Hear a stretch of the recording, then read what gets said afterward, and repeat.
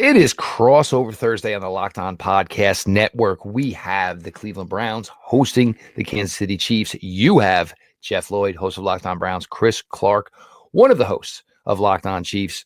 Two teams going in opposite directions, but there is a lot of interesting stuff going on in this ballgame, and we're going to break it all down for you starting now.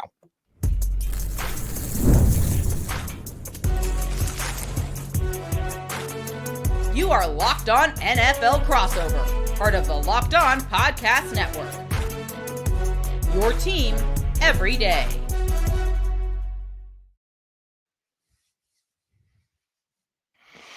To all my Locked On Browns listeners and to all you Locked On Chiefs listeners, we wish you all the very happiest of crossover Thursdays.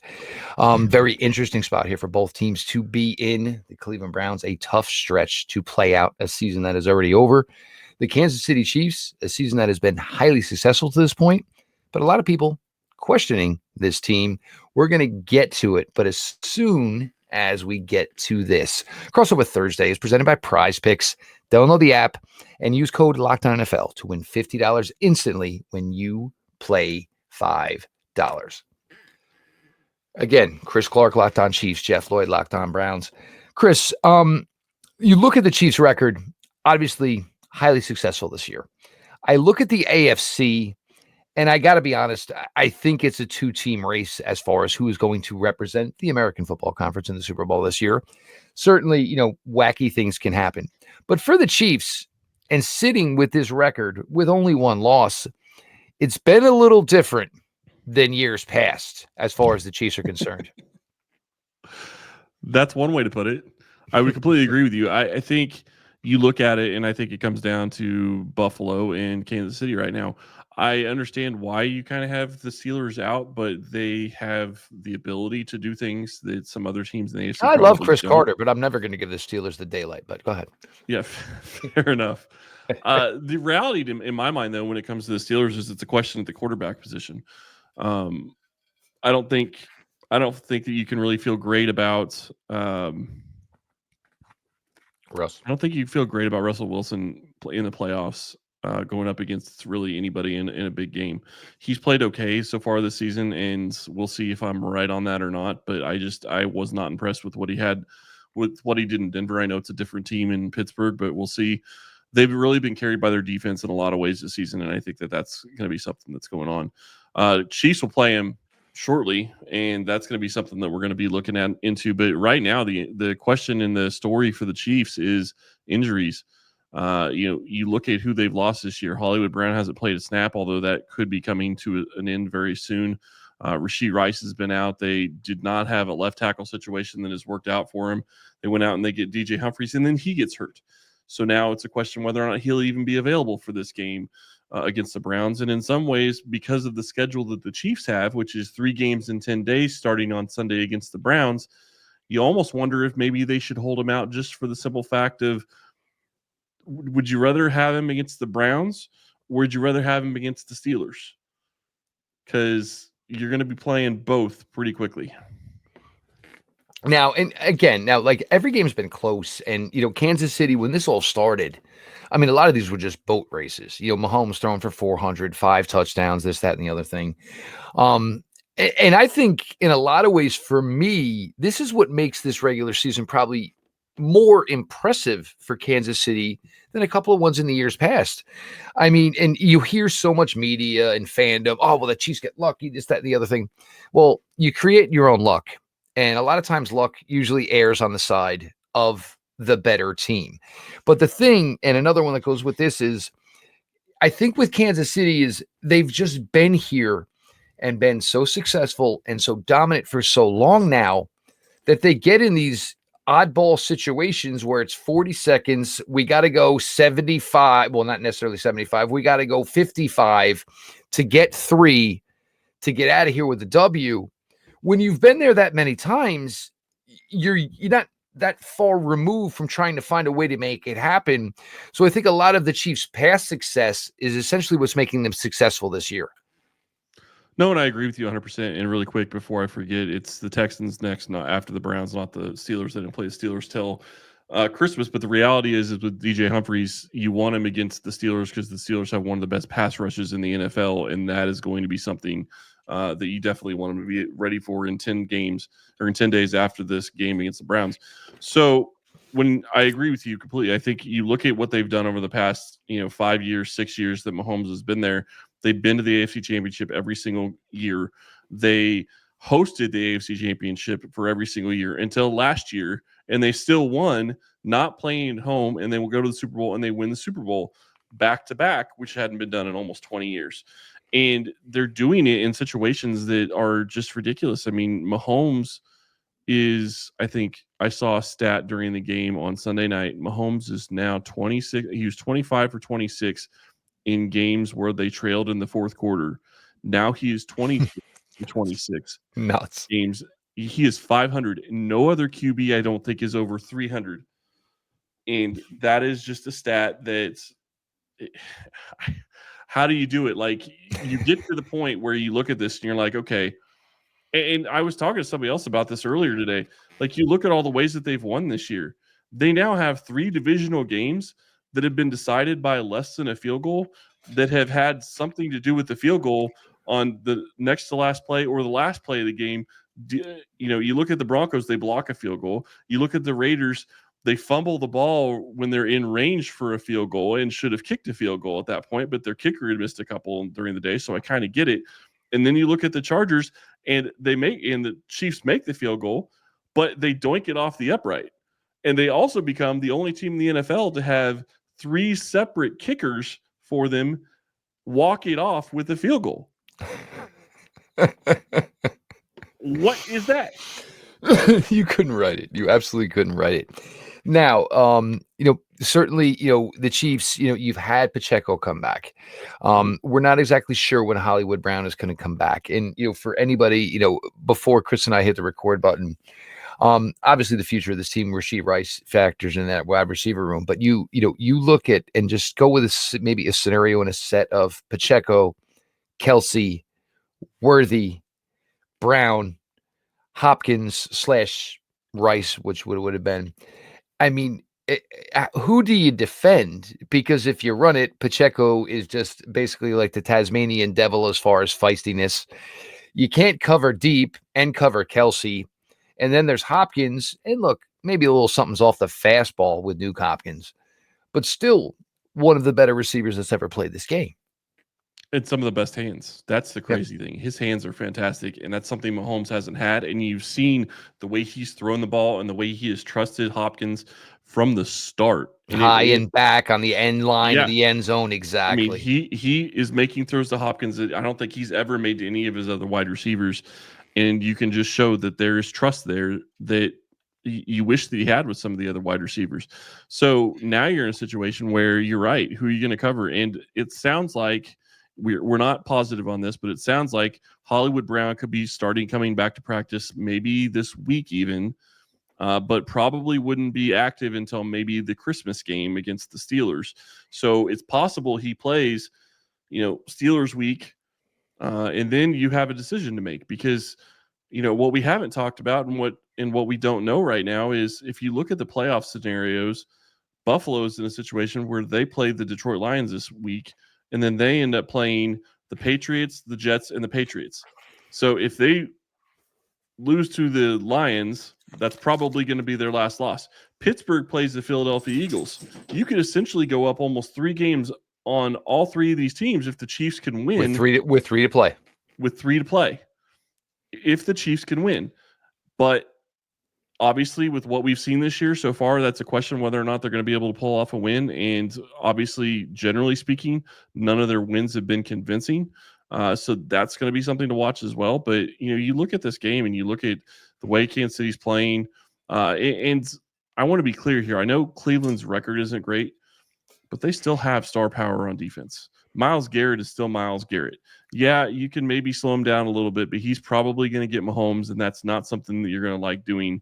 And the thing that Kansas City has to figure out and the thing that they have to plan for in this game is they have to know where Myles Garrett is. They have to figure out what exactly they're going to do to help whoever is playing left tackle so they don't give him a lot of one-on-one situations.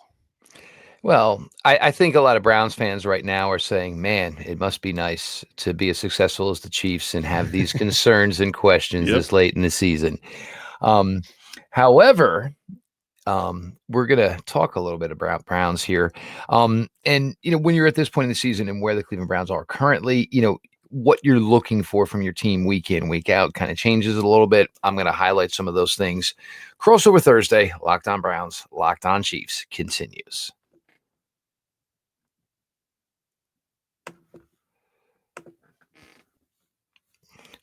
Get ready to tackle the NFL action with FanDuel, America's #1 sportsbook. Because right now, new customers can bet $5 and get $150 in bonus bets if you win. The FanDuel Sportsbook app gives you everything you need to place live bets on the NFL all in one place. So when you get a hunch in the middle of the game, you can check out the latest stats, view live play-by-play, and so much more on the same page where you place your bets. Just visit fanduel.com to join today, and you'll get started with $150 in bonus bets if you win with your first $5 bet. You want a simple one, I bet? I'll give you one. I would guarantee a Kareem Hunt anytime touchdown this week. You know the way teams look at these things, and that would be a surefire bet for me. FanDuel.com. Never waste a hunch and make every moment more with FanDuel, an official sportsbook partner of the NFL.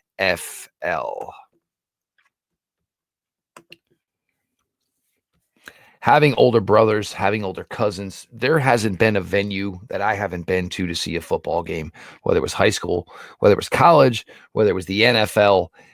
It's just something about being in the arena for a football game. Game Time now has a new feature that's called Game Time Picks that makes getting tickets to see your favorite team play like live and even easier than it was in the past. Game Time Picks filters out all the fluff to show you only incredible deals on great seats, so you don't have to waste time searching through thousands of tickets. The Game Time Picks, the curation makes it easier. You save more money on sports, concerts, comedy, theater, etc. The all-in pricing, you toggle it. With most of these apps, you go from window to window to window. You think you're getting a great deal. You get to that last window, and guess what? You didn't get the deal you thought you were getting. It doesn't work that way with Game Time. They have the lowest price guarantee at Game Time. They will credit you 100% of the difference if you get a deal better somewhere else. You have the Game Time ticket coverage. Your purchase is covered with the most flexible customer service policy in the ticketing industry. Take the guesswork out of buying tickets with Game Time. Download the Game Time app, create an account, and use code LOCKEDONNFL for $20 off your first purchase. Terms apply. Again, create an account and redeem code LOCKEDONNFL for $20 off. Download Game Time today. What time is it? Game time.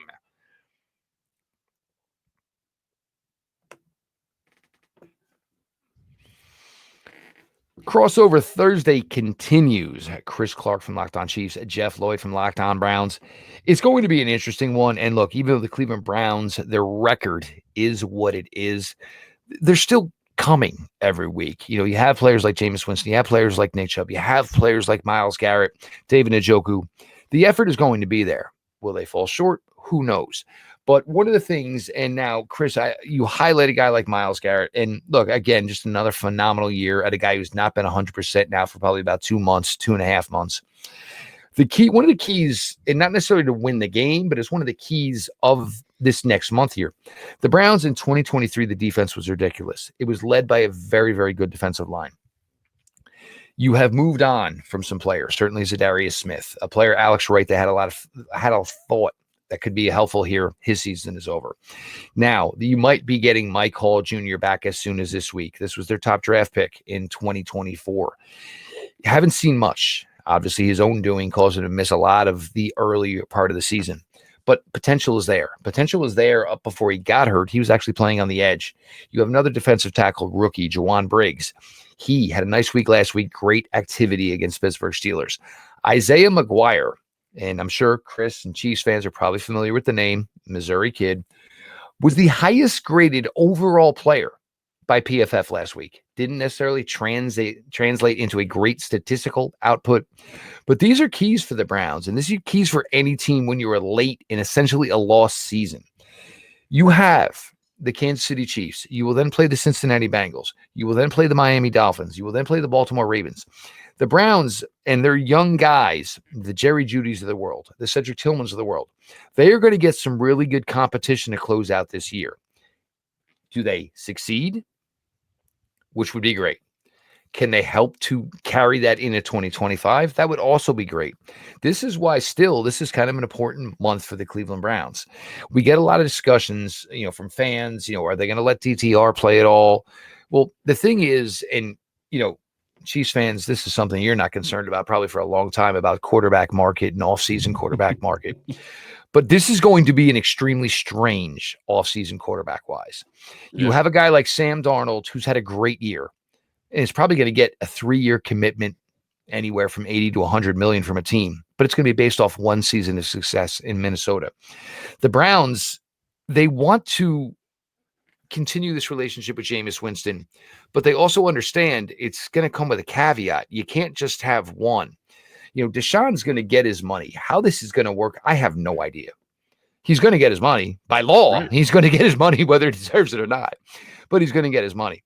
So the Browns obviously want to continue this relationship with Jameis Winston. And look, some of the faults with Jameis Winston, he turns the ball over a lot. But when you can't run the ball and your offensive line, he's not that great, and your defense is not performing above average, you end up having to throw the ball more than you should.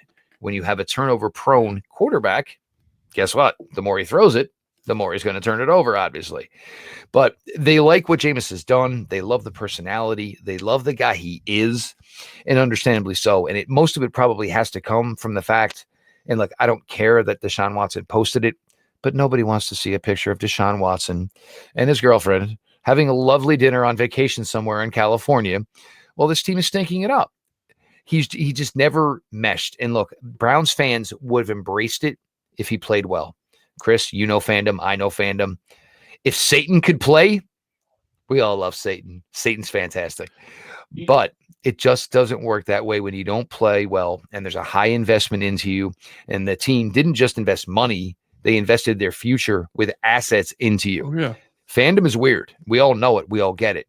So it's not that any fan is wrong for their issues with this. And I think, I think Deshaun has made Jameis 10 times more likable than maybe Jameis is. It's just that he's out there and he actually speaks and, he will speak his mind.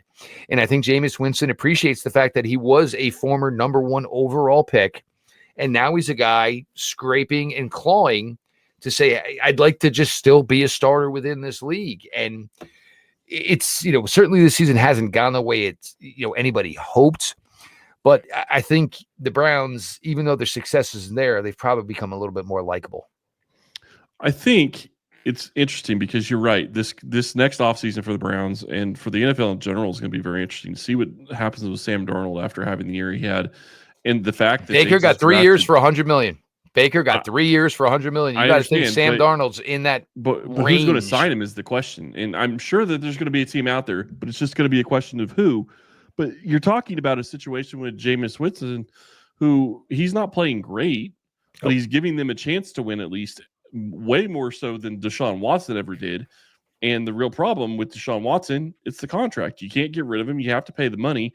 So you're stuck with that. And I don't know how they're going to get out of it. But the problem with playing him is you may have to pay him the money. But the problem with playing him is if you play him with the way he's been playing, it's basically like a lost season. And you're which they've already lost 3. They've already lost 3 seasons on him, which makes it even the more difficult. And nobody says it, but that I don't know how it is going to work. And then the other thing is, do you basically just pay him and just tell him not to show up because you can't have your highest paid player around, but not playing. And that's the other thing that I was going to say is that you look at his situation and specifically talking about, him posting a picture of him being off with his fiance somewhere else. Like, I get he's got a personal life. I get that he's doing whatever he's going to be Read the room. Right. Exactly. You're a professional quarterback getting paid hundreds of millions of dollars. Forgo putting something on social media when you're supposed to be playing. Or you repost you're Jameis injured. Winston. Everybody knows you're injured. Everybody knows you can't play. We all get it. but you don't need to be showing off that you're not around the team when the team is still going through stuff. That's the other part of it, is he's not with the team when he could be. A lot of other players, it simply would have been a repost of something from practice and said, miss my guys. Hope they rock it out this week. Not, here's our fabulous meal, overlooking, But, I don't know how soon it will be officially over, but, as far as terms of over, any of you guys or kids, anybody listening who went through a divorce, when dad started sleeping on the couch, maybe you realized that maybe there was a problem with mom and dad at home. We're going to continue on here. We're going to go through biggest keys to victory for the Chiefs. For the Browns, as far as score predictions, well, kids, that's why we do Friday episodes here at the Locked On Podcast Network. Everybody stick around. We appreciate y'all.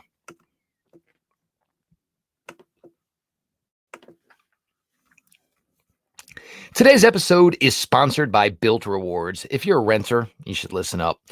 This is a total game changer. Thanks to Built, you can now earn points on rent payments just like you do with groceries or travel.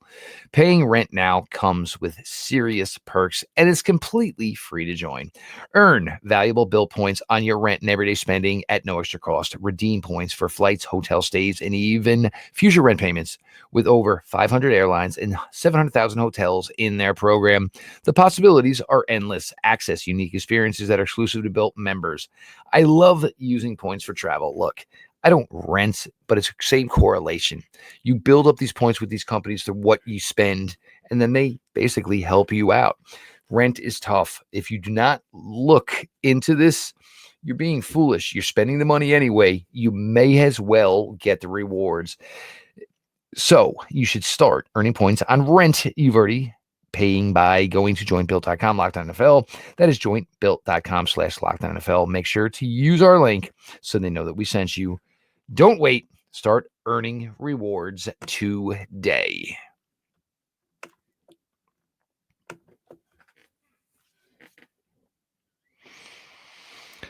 Crossover Thursday continues. Your host of Locked On Chiefs, Chris Clark. Your host of Locked On Browns, Jeff Lloyd. Browns, Chiefs, certainly Sunday, 1 o'clock in Cleveland. Kareem Hunt should certainly have a nice storyline to it. The tight end, number 87, and I remember going all the way back to, I believe it was 2018, Travis Kelce, and that was when Mahomes kind of broke out. I remember Travis Kelce catching a touchdown in that game. I also remember the same route being run in the playoffs later that year. Browns fans are very curious about whether or not a certain someone may be making a trip to Cleveland on Sunday for 1 o'clock. But Chris, look, I mean, when you were that in with your team, you certainly find causes to get yourself nervous, which sounds like you're doing a little bit here. But so whether it's keys to victory or look, and the Chiefs always, it goes like this every December. There's one loss or whatever. And it doesn't necessarily make us question the Chiefs, but it maybe questions the Chiefs with inside their locker rooms, inside their meeting rooms, and all of a sudden it becomes a different product. But for the Chiefs Sunday, what are the three biggest things that you were essentially looking for? Honestly, the biggest thing that I'm looking for is a team that actually comes out and takes care of business. And that's so you want it over early. You would like it over early. I thought it was gonna be over early against the Cleveland Browns, against the Los Angeles Chargers, and then because they go up 13-0 going into halftime, and you're like, okay, if they find a way to stop the Chargers the first drive and they go down and score a touchdown, this game is over, because the Chargers hadn't done anything, and then all of a sudden they're down 14-13 after nothing. So I would like it to be over early. I would like it to be a 3-score game by halftime, but the reality is Kansas City doesn't generally play the games like that. So we'll see what happens. But you look at this game, the big thing, and this is what's really been key for Kansas City, is obviously they're still winning regardless of how they've been playing. They're 12-1. The only loss is the Bills. So they're still getting it done regardless. But the only way you allow bad teams to have a chance to beat you is if you turn the ball over. Or I won't say the only way, but the easiest way to let bad teams beat you is to turn the ball over. And if Mahomes takes care of the ball, they should be in good shape at this point to win against the Browns. So that's key number one for me. Key number two is take advantage of what Winston's giving you. Winston has been turning the ball over. make him a guy that's going to go turn the ball over. Do the exact opposite of what you've been doing most of the season and actually get turnovers in this game, because that's the other way that this game could get out of hand for the Chiefs going that direction, is if they get the Browns to turn the ball over once or twice and they are going on short fields. So those are the two biggest keys to me. And then, you look at, playing this Browns team, it's just a question of, do the Browns show up like every other team seems to show up against Kansas City? It seems like just about every single team the Chiefs play them the hardest of just about anybody else that they've ever played. Which is the way it should be, to be honest, to be fair. It should be. No, I get it. But every single week they're playing another everybody's A game. Everybody's A game. Yep.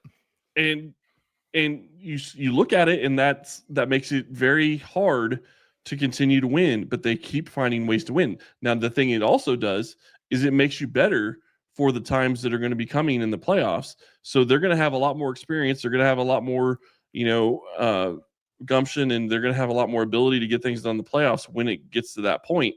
But man, it is tough every single week getting the best shot from every team you play, even the teams that have no business even playing, even having a chance to beat you. Yep. I think the thing that's kind of interesting here is, for the Chiefs, this is probably their easiest game left. Meanwhile, you have Pittsburgh and you have Buffalo with very, very difficult assignments, which could set up for this to be perfect, because the Chiefs could have a 3-game lead with 3 to go. And this may not be the best version of the 2024 Chiefs yet. And I'll be honest, we've all seen this team for over years. You kind of believe this team kind of gets hotter as they get closer to the finish line. So we'll see the way that works. For the Browns, I don't know if I would necessarily call them keys to victory, but what do I want to see? I want to see Jeudy keep doing what he's doing. Cedric Tillman looks like he will be back this week. A lot of people talk about Jeudy over the last couple of weeks, but when Jameis first started under center for the Browns, the first game and a half, it was really Jameis and Cedric Tillman that were developing a really nice relationship. So that bodes well for the Browns in the long term, having Jeudy be successful and hopefully Cedric Tillman coming back and being successful. Just once, I'd like to see some semblance of a running game this year. I know it's been offensive line related. I know that Nick Chubb is not nearly the Nick Chubb that everybody in the NFL knows. But just maybe for 1 week, could I just get some semblance of a running game? Because, everybody, he's throwing it 40 times. Well, yeah, he's throwing it 40 times, because if you can't run the ball and, your defense is playing average, you're behind, you have to throw the ball. So there's 2 of them. I would like to see Cedric Tillman jump back into the fold with Jerry Jeudy. I would like to see the Browns running game find some sort of a semblance. Greg Newsome is now out. So the Browns, who had a great 3-man cornerback rotation last year, it's not been the case this year. Denzel Ward has been absolutely fantastic yet again. Martin Emerson, step backwards. 1 more year in his contract. Greg Newsome, step backwards. 5th-year option is already picked up for next season, obviously. Not the best year for him. We're going to see some Cameron Mitchell, 2nd-year guy out of Northwestern. We're going to see maybe some of the rookie out of South Dakota State, Myles Harden, who was a really, really nice day 3 selection, but this will be his first action this year. So I want to see some new secondary players, because as this Browns defense is looking, I need growth. I need some of these young players to say that they can handle a bigger piece of the pie. Nothing that's going to happen over these last 4 games is going to stop what the Browns want to do as far as free agency, trades, or how they want to spend what will be ultimately their top 10 draft choice. But I want to see guys who are going to get an opportunity compete. That is something I absolutely want to see. And again, score predictions. Well, you're going to have to check out Locked On Chiefs tomorrow. You're going to have to check out Locked On Browns tomorrow. He is Chris Clark. He and Ryan do a fantastic job over at Locked On Chiefs. As Locked On has picked up as a network, it's been fantastic for Chris Clark and Ryan Tracy, because their team has been so successful. So I wish the guys well. They do a great job with their show. All my Locked On Browns listeners, you guys are the absolute best. We appreciate every one of you who make our shows your first listen every day. If you are not subscribers or everydayers by now, come on, make a new plan stand. Hit the subscribe button for Locked On Chiefs, Locked On Browns. The shows are always available. They are always free wherever you get your podcasts. Should be a good one Sunday. The Browns are going to show up. They will show up. That is what you've seen from this team over the last couple of weeks. No more Kadarius Tonys, burned his way out with the Chiefs. Even now the Browns have thrown him out of the building. So you're going to get a football game Sunday. Go ahead, jump in, Chris. I was just going to say, funny thing about that, I actually had somebody point that out to me, and I hadn't even thought about it. How funny would it have been, and I know you guys wouldn't have thought it was funny, but how funny would it have been for Kansas City to be playing the Browns next week and Tony to have a fumble against the Chiefs as opposed to against the Steelers? Well, let's look at it this way. He got it out of his way early. He decided to I know. It wasn't even that. I will forgive the fumble. I will not forgive the 15-yard taunting on a fair catch that you decided to throw a lob at somebody. I mean, we don't need this around here. Just don't need this around here. But everybody, enjoy the game on Sunday. And then, look, there's 3 left to go. The Chiefs obviously have a gauntlet to go through. So for things to break right for the Chiefs would be very, very nice because, I know Chris sounds nervous, but I got to be honest with you folks. I don't think you're seeing the Patrick Mahomeses of the world. I don't think you're seeing the Kelseys of the world come week 18.